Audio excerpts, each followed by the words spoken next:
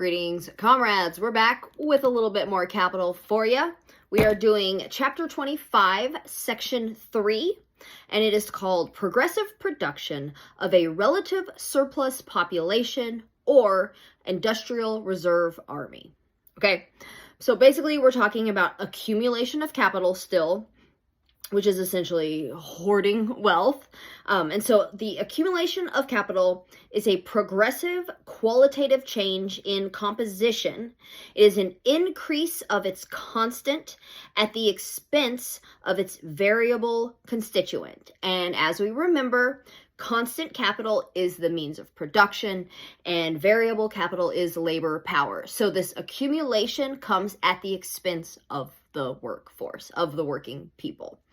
As wealth grows, it grows at a fixed rate because of accumulation and is accompanied by a centralization of individual capitals which make the total. So we're talking about it in general, but we're also really talking about individual business owners, individual capitalists, okay?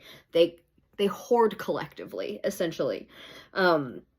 The proportion of constant to variable capital changes with this advance of accumulation, right? So one goes up and one goes down, right? The constant goes up while the variable goes down. And it falls relative to the magnitude of total capital. Basically the same thing, okay?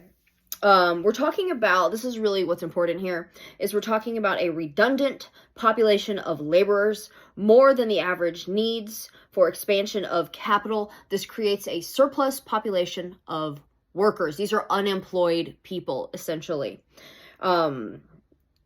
Surplus labor population is a condition of capitalism. Capitalism needs unemployed people. They are a disposable reserve army, a mass of human material always ready for exploitation. Also called disposable human material here. So when we look at this today, we're looking at unemployment rates. We're looking at migrant workers as well kind of fall into this surplus workforce. And so capitalism needs unemployed people because there's this threat of unemployment if you don't work for the low wages that they are offering you. And this is also a big part of the liberal argument for allowing migrant workers to come. It's not out of the good of their heart. It's not that they believe that immigration is a strength, it's important, that people should live wherever the hell they want. But the liberal argument for immigration is because they'll work for less money. And capitalism needs this little superfluous portion of the workforce in order to exploit all of us, right? If there are migrant workers or unemployed people that are desperate for employment, they will pay them dirt wages, right?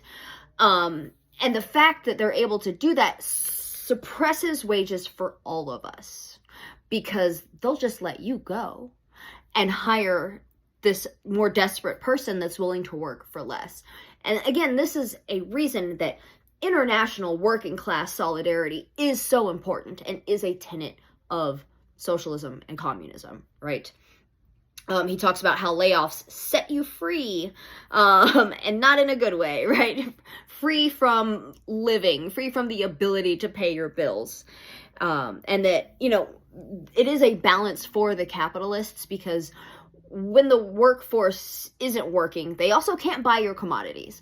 So it really is a delicate balance that the capitalist class plays to pay people, to pay workers just enough, right? So that they can buy their little trinkets and commodities, but not enough to where they aren't desperate and willing to continue working for, low wages or bad conditions.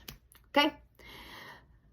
Cheers, y'all. Abolish ICE, free Palestine, fuck the police, death to America. Cheers.